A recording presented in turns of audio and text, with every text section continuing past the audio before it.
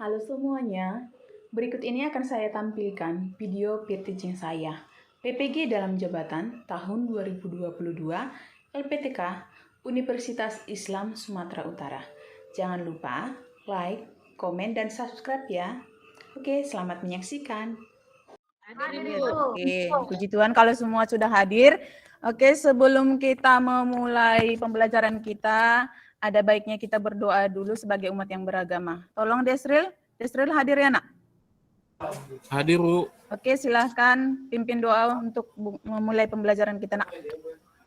Nah, sebelum kita memulai pembelajaran kita, marilah kita berdoa sesuai dengan ajaran agama dan kepercayaan kita masing-masing. Doa dimulai. Bu. Selesai. Oke, terima kasih Desril. Baik,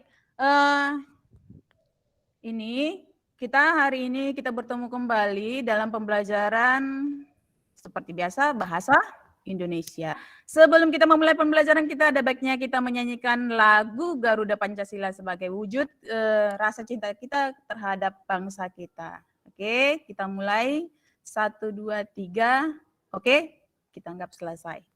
Baik anak-anak ibu sekalian, hari ini seperti pembelajaran yang minggu lalu, pertemuan sebelumnya, kita mempelajari tentang teks laporan hasil observasi. Jadi hari ini masih berkaitan dengan itu. Nih, teks laporan hasil observasi ya nak. Nah, jadi sebelum kita masuk ke dalam materi pembelajaran, ada baiknya kita tahu dulu apa tujuan pembelajaran kita hari ini. Adapun tujuan pembelajaran kita hari ini adalah menyusun kerangka teks laporan hasil observasi dengan memerhatikan struktur dan aspek kebahasaannya, baik lisan maupun tulis, menulis teks laporan hasil observasi dengan memerhatikan strukturnya, menyunting teks laporan hasil observasi dari segi isi dan aspek kebahasaan baik lisan maupun tulis dengan sikap tanggung jawab, kreatif, kerjasama, dan selalu bersyukur kepada Tuhan Yang Maha Esa. Oke, itu untuk tujuan pembelajaran kita hari ini. Lalu, apa manfaatnya? Tentunya kita belajar sesuatu pasti ada manfaatnya. Manfaat kita mempelajari teks laporan hasil observasi yang pertama, mengatasi permasalahan tertentu. Yang kedua, menemukan teknik terbaru sebagai solusi dalam mengatasi permasalahan. Yang ketiga, belajar untuk berani mengambil keputusan yang efektif. 4, mengetahui perkembangan secara berkala. Sudah nak? Iya sudah Bu. Oke, silakan dulu baca Umi yang untuk poin yang nomor 2-nya ya nak. Iya Bu. Oke, silakan. Ciri teks laporan hasil observasi yang pertama itu bersifat objektif. Yang kedua, objek yang dibicarakan ialah objek tunggal. Yang ketiga, ditulis secara lengkap. Yang keempat, bersifat faktual. Dan yang kelima, tidak berisi hal-hal yang menyimpang, Bu. Oke, terima kasih. Berarti masih ingat materi yang lalu. Nah, di bawahnya ini, di tampilan ini masih kelihatan kan, nak? Ada saya bagi pernyataan umum, deskripsi bagian, dan deskripsi manfaat. Siapa yang masih ingat ini termasuk apanya teks laporan hasil observasi? Siapa yang masih ingat? Struktur, Ibu. Oke, struktur. Pintar sekali, Ita. Ada berapa strukturnya, Ita? Ada 3, Ibu.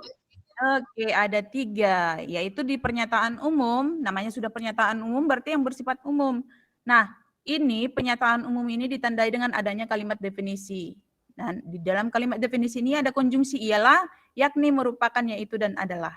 Di deskripsi bagian berisi penjabaran lebih luas mengenai pernyataan umum, mengenai klasifikasi, jenis-jenis, pengelompokan, biasanya didapat dalam deskripsi bagian.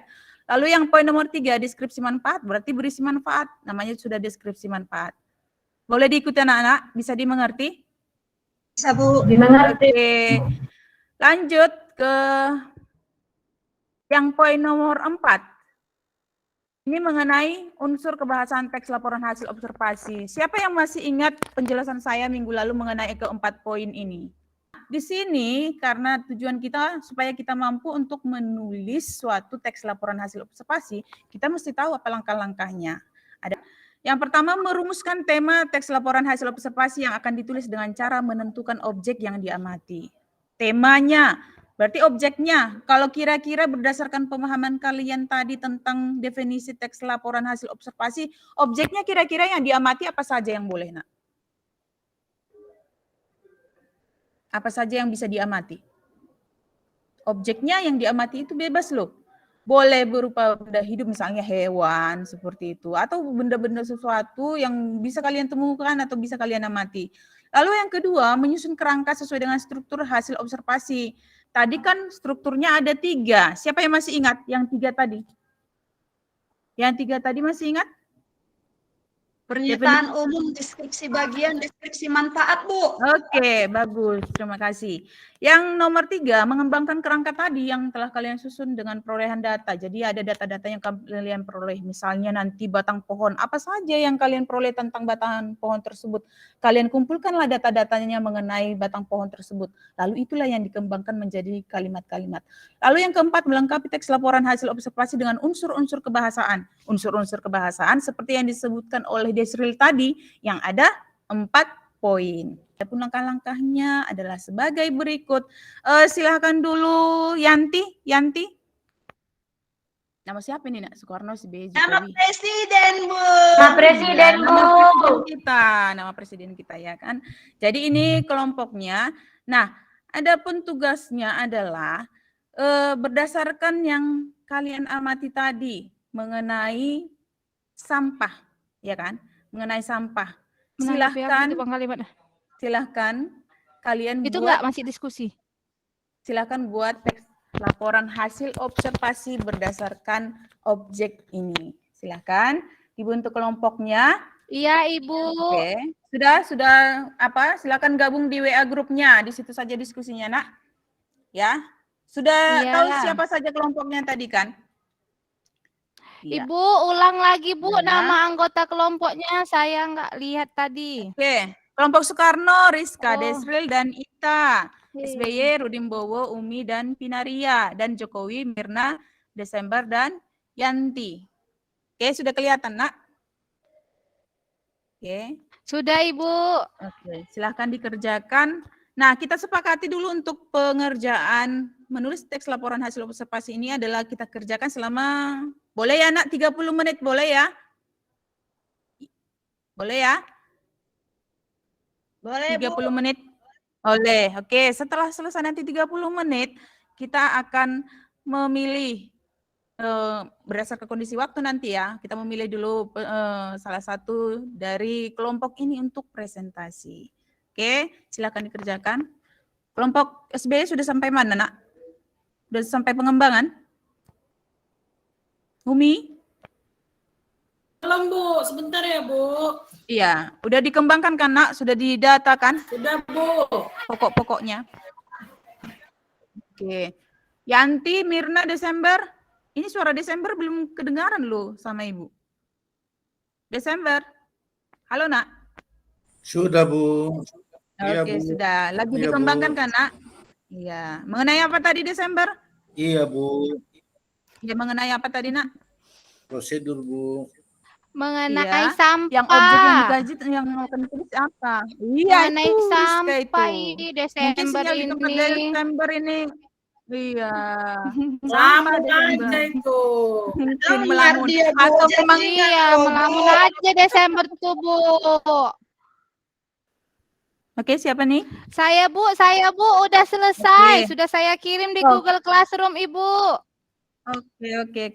Ya, betul sekali. Kelompok kami Seperti yang sudah saya ya, Ibu. sampaikan. Ya, seperti yang sudah saya arahkan sebelum pertemuan tadi malam sudah saya kabarikan, Rizka. Untuk tugas kita untuk pertemuan ini kan dikirim ke Google Classroom, ya. Nah, kebetulan kelompok Rizka sudah selesai. Jadi sudah dia kirim melalui Google Classroom. Yang lain belum kan, Nak? Yang lain belum? Belum, Bu. Oke, sebagai perwakilan menunggu kelompok yang lain selesai, kita boleh tampilkan ya, Nak, punya kelompok Rizka yang namanya kelompok Soekarno tadi ya, Rizka ya. Oke, kita tampilkan Iya, ya. Ibu, kelompok Soekarno itu presiden ini idola saya, Bu. Oh, iya. Nah, alasannya apa, Rizka? Apa alasannya sebagai idola itu, Pak Soekarno? Iya. Karena kan Pak Soekarno yang buat Indonesia, membantu Indonesia menjadi merdeka. Dia kan yang pertama membuat kita bisa meraih kemenangan seperti ini, menikmati semua yang ada sekarang ini karena beliau lah, Bu. Kalau presiden-presiden yang sekarang hanya menyambung saja. Pasti presiden sekarang pun pasti ada perjuangannya ya kan, Nak? Soekarno itu siapa temannya, Nak? Biasa dipasangkan namanya Soekarno, Muhammad Hatta, Bu. Hatta, Bu. iya, Soekarno-Hatta ya kan. Oke, saya tampilkan yang dikirimkan oleh kelompok Soekarno. Iya, saya baca ya, Bu. Iya, Nak. Kami dari kelompok Soekarno akan membacakan hasil observasi kami mengenai sampah. Judulnya sampah. Sampah merupakan material sisa-sisa yang tidak diinginkan setelah berakhirnya suatu proses. Sampah dapat bersumber dari alam, manusia, konsumsi, nuklir, industri, dan pertambangan. Sampah di bumi ini akan terus bertambah selama masih ada kegiatan yang dilakukan oleh manusia maupun alam. Berdasarkan sifatnya dan bentuknya, sampah dibagi menjadi dua, yaitu organik dan sampah anorganik. Sampah organik adalah sampah yang dapat diuraikan dan biasanya mudah membusuk. Contoh sampah organik adalah sisa makanan, sayuran, dan daun-daunan. Sampah anorganik merupakan sampah yang tidak mudah diuraikan dan atau ini saya nggak tahu bacanya, Bu. Undergradable. Saya dapat dari internet ini, iya. Oh, iya. Contoh sampah anorganik adalah plastik, kayu, kaca, dan kaleng. Sampah organik dapat dijadikan kompos, sedangkan sampah anorganik dapat dimanfaatkan dengan cara daur ulang, misalnya untuk membuat keterampilan. Oke, terima kasih Rizka, kelompok Soekarno yang sudah menyelesaikan yang pertama ya. Oke, tepuk tangan dulu untuk kelompok Soekarno, anak-anak. Oke. Nah, coba perhatikan semuanya fokus dulu ke contoh yang dibuat oleh kelompok Soekarno. Tadi temanya mengenai sampah ya kan, seperti yang kalian lihat di objeknya. Jadi ada berapa paragraf di sini yang mereka buat, Nak? 3, Bu. Ada 3, Bu. Pintar-pintar anak ibu rupanya 3. Nah, kalau kita kembali ke pembahasan yang sebelumnya, materi sebelumnya tadi ada mengenai pertama definisinya, berarti hasil dari penelitian. Apakah sampah ini merupakan hasil dari penelitian teks ini? Nah, coba perhatikan sampah organik, penulisan organik ini biasanya kapital ya atau huruf kecil. Ini di permulaan paragrafnya, coba perhatikan. Semuanya coba perhatikan, sampah organik. Itu pakai huruf kapital atau huruf kecil, Nak? Seharusnya. Umi, masih kedengaran suara Ibu? Dengar, Bu. Iya, itu seharusnya pakai huruf kecil apa huruf besar, Nak? Organiknya itu. Huruf kecil, Bu. Iya, huruf kecil. Sama juga dengan di kalimat keberapa lagi tuh ya? Ada satu lagi lawannya anorganik, ya kan? Ada satu lagi, siapa yang bisa? Di paragraf kedua. Ada yang bisa? Yang kata Rizka dia sulit membacakan itu dari bahasa mana, Nak? Dari bahasa asing. Kalau bahasa asing biasanya kita tulis bagaimana? Iya, bagaimana biasanya Rizka? Huruf miring, Bu. Orang ini lupa nulisnya tadi tuh. Sama-sama pelakunya ya kan, Nak? Iya, itu biasanya harus cetak miring karena serapan dari asing ya kan. Oke, terima kasih untuk kelompok Soekarno tadi kita berikan. Ada lagi tuh Bu yang kami lupa tadi. Kata merupakan itu Bu 2 kali. Orang ini ketiknya banyak-banyak kali. Paragraf kedua, Ibu. Paragraf kedua. Ini maunya banyak-banyak ini ya kan? Iya. Itu seharusnya sekali. Mungkin salah pengetikan tadi kalian, Nana. Iya, orang Itani ya yang ngetik. Ngantuk itu, Bu, ngantuk. Iya, ngantuk. Tadi awak juga ngerjain cari bahan, Bu. Yang ngetik Ita, Bu. Oh, ya. Jadi si apa? Ini Bu Asia yang suruh nulis, Bu. Jadi Ya harus siapa, Bu? bersama, namanya kelompok ya kan. Oke, ada lagi yang kalian temukan nak sebelum kita tutup ini hasil pekerjaan mereka? Ya, saya rasa aman ya.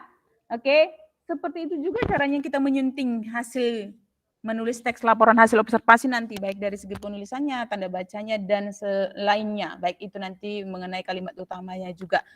Nah, ini kan dari definisinya tadi sudah mengenai pengamatan, dari penyuntingannya sudah. Nah, kalau diingat berdasarkan strukturnya, yang mana, masih ingat tadi yang 3 tadi? Definisi umum atau pernyataan umum, deskripsi bagian, dan deskripsi manfaat. Ya kan, Nak? Kalau yang jadi pernyataan umumnya itu yang mana? Kira-kira di paragraf mana? Halo, Nak. Kedengaran suara Ibu apa enggak jelas suara Ibu? Mana tahu sinyal Ibu juga di sini apa bergoyang-goyang? Enggak jelas. Kedengaran kan suara Ibu? Kedengaran Ibu, cuma Iya. kami nggak tahu. Kenapa tidak tahu? Nah, tadi kan kalau dikatakan pernyataan umum atau definisi berarti biasanya terletak di awal. Ingat loh pembelajaran yang lalu jangan dilupakan di pertemuan yang lalu. Nah, biasanya Oh letaknya iya di Bu, awal. di awal ya Bu ya. Iya. Jadi yang mana itu kira-kira Rizka? Itu Bu yang sampah merupakan. Iya, sampah merupakan ditandai dengan adanya kalimat definisi. Ya kan ada kata merupakan ya kan, Nak? Definisi. Yang sama arti Iya, definisi iya. yang ada adalah yakni. Jadi satu paragraf itu sampah merupakan material sampai dengan sampah anorganik, satu paragraf itulah yang disebut dengan apa tadi? Pernyataan umum yang bersifat umum. Lalu yang keduanya tadi strukturnya, yang kedua tadi struktur yang pertama kita sudah dapatkan, inilah yang menjadi jawabannya tadi. Nah, pernyataan umum, sampah, adanya konjungsi yang digunakan merupakan ialah yakni dan yaitu. Lalu yang kedua, struktur yang kedua adalah deskripsi bagian. Nah, Deskripsi siapa yang bisa bagian. tadi? Saya balik dulu ke teksnya. Siapa yang bisa deskripsi bagian? Deskripsi bagian berisi pengelompokan, klasifikasi itu tadi. Ada ya? Ada yang Saya bisa? lagi Bu, saya lagi. Oke Rizka. Sepertinya si Rizka ini semangat sekali belajar tentang teks laporan hasil observasi. Iya, ranking 1 saya nanti nih Bu. Iya, mantap. Iya, amin. Ya, silakan Nak. Yang mana deskripsi bagian? Deskripsi bagian itu Bu, yang di paragraf kedua, karena dia membagikan antara sampah organik dengan sampah anorganik. Dia pintar sekali Rizka ini. Nampak kali dia serius. Ya kan teman-teman? Mana suara yang lain ini? Iya, itu diperhatikan ya yang lain ya, supaya bisa diikuti nanti. Nah, yang di paragraf kedua ini termasuk dengan deskripsi. Deskripsi apa tadi? Deskripsi bagian, berisi pengelompokan. Oke, ini dia. Lalu yang ketiga, mengenai struktur yang ketiga tadi yaitu deskripsi manfaat. Yang berisi manfaat di paragraf keberapa kira-kira? Saya mau dengar suaranya Desril. Desril, yang kira-kira berisi manfaat di paragraf berapa, Nak?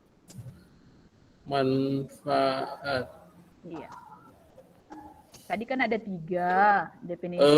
Di paragraf 3, Bu. Iya, dikatakan di sini dapat dimanfaatkan dengan cara daur ulang. Itulah yang menjadi deskripsi bagiannya. Nah, saya tandai di sini ya. Deskripsi manfaat. Oke, maaf, deskripsi manfaat. Sampah organik dapat dijadikan kompos, sedangkan sampah anorganik dapat dimanfaatkan dengan cara daur ulang, misalnya untuk membuat keterampilan. Itu dia. Nah, itu untuk pengelompokannya. Nah, kita balik dulu sebentar ke teksnya ini. Coba perhatikan dari segi strukturnya tadi sudah, dari segi pengertian sudah, dari segi ciri-cirinya, dari unsur kebahasaannya. Dari unsur kebahasaan, adakah kata di dalam teks ini yang mereka buat dari kelompok Soekarno tadi? Adakah kata di sini? Masih kedengaran Bu. suara Ibu? Iya. Adakah kata di sini? Banyak ya. Jadi di sini ada kata seperti sampah. Ya. Contohnya frasa misalnya sampah organik. Ingat, kalau frasa itu berarti kumpulan dari 2 kata atau lebih yang tidak melebihi batas fungsi. Kalau di sini dalam kalimat ini berfungsi sebagai subjeknya. Begitu juga dengan kalimat definisi yang ada kata merupakan, konjungsi merupakan, kalimat deskripsi seperti pembagian tentang sampah ini. Nah, kalimat simpleks dan kalimat kompleks sama saja mengenai mana kalimat sederhananya dan mana kalimat majemuknya. Oke, itu untuk pembelajaran mengenai teks tadi. Bagi kelompok 2 dan 3 tadi, kelompok SBY dan kelompok satu lagi tadi kelompok apa Ibu lupa? Kelompok Jokowi. Ya. Halo kelompok Jokowi, masih ada suaranya nih? Mana suaranya kelompok Jokowi tadi? Nah, bagi anak-anak saya yang belum tadi selesai, belum sempat tampil untuk hari ini, silakan dikirimkan juga ke Google Classroom hasil kerja kelompoknya ya, Nak. Supaya bisa nanti kita koreksi bersama dan untuk pertemuan selanjutnya nanti untuk presentasinya. Bisa diikuti? Bisa diikuti, Bisa, Bu. Oke, Bisa. ini tadi untuk kelompoknya. Nah, ini gambar apa ini kira-kira nih? Kelihatan, Nak? Kucing, Bu. Ya, kucing. Kucing, Oh, ya, Kak manis. Ide. Iya, meong-meong katanya ya kan. Jadi ini bisakah kita Kucing jadikan warna juga sebagai kuning. teks laporan hasil? Iya, bergaya sekali kucingnya ya kan. Nah, bisakah ini objek ini kita jadikan sebagai teks laporan hasil observasi? Bisa, Bu. Bisa, karena benda apapun tadi boleh kita jadikan sebagai bahan observasi. Oke, Nak? Itulah untuk materi kita hari ini. Coba-coba dulu kita ingat-ingat dulu pembelajarannya hari ini. Tadi yang pertama, apa yang kita pelajari? Mengenai apa kita pelajari tadi yang pertama? Mengenai definisi. Ya, Struktur, definisinya tadi. definisi, Ya, strukturnya, definisi, struktur, dan satu lagi tadi. kebahasaan Ibu. Iya, kebahasaannya yang mencakup 4 aspek tadi mengenai unsur kebahasaannya. Oke, jadi diingat Nak, karena menulis teks laporan hasil observasi ini juga ada manfaatnya untuk kita seperti di slide yang Ibu tampilkan di pertama tadi untuk menulis teks laporan hasil observasi. Lalu pertanyaan Ibu, bagaimana perasaan kalian mengikuti pembelajaran hari ini mengenai teks laporan hasil observasi tentunya khususnya bagaimana? Bisa dipahami? Bisa, Bu. Kira-kira menulis teks laporan hasil observasi itu menarik atau tidak? Menarik, Bu. Tarik, Bu. Menarik, Bu. Menarik Bu, tapi Menarik. susah. Oke. Susahnya di mana, Rizka? Cari bahannya Ibu. Oh, cari bahannya. Cari bahan itu kalau misalnya untuk bahannya, perhatikan dulu objeknya. Boleh kita cari dari referensi yang lain mengenai objek yang kita amati tadi, dari buku. Ya pokoknya yang bisa sebagai sumber referensi kita. Dari Google misalnya, referensi-referensi yang berkaitan dengan objek kita. Seperti itu caranya. Kita cari sebanyak-banyaknya data mengenai objek. Waktu sudah habis ya, Bu. Siri. Oke, iya Bu. Oke Nak, demikian pembelajaran hari ini. Silahkan untuk Rizka. Tutup doa kita Nak, tutup pembelajaran kita dengan doa Nak. Sebelum mengakhiri pembelajaran, marilah kita berdoa menurut agama dan kepercayaan kita masing-masing. Berdoa dimulai. Buka ini ya. Doa selesai. Oke, terima kasih semuanya.